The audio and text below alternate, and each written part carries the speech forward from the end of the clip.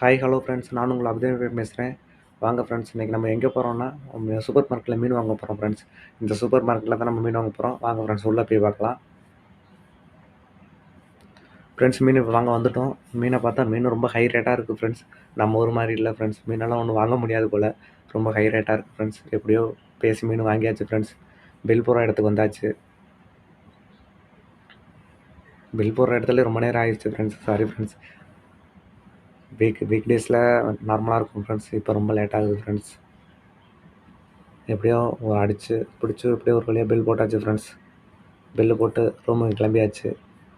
ரூமில் போய்ட்டு சமைச்சு சாப்பிட்ற வேண்டியதான் ஃப்ரெண்ட்ஸ். உங்கள் வீட்டில் என்ன சாப்பாடுன்னு கமெண்ட் பண்ணுங்கள் ஃப்ரெண்ட்ஸ். ஏற்கனவே நான் குழம்பு வச்சுட்டு வந்துட்டேன் ஃப்ரெண்ட்ஸ். மீனை மட்டும் அலசி போட வேண்டியதான். மீனை அலசி குழம்புல போட்டாச்சு ஃப்ரெண்ட்ஸ். நான் வறுக்கிறதுக்கு தனியாக மீன் வாங்கியிருந்தேன் ஃப்ரெண்ட்ஸ்.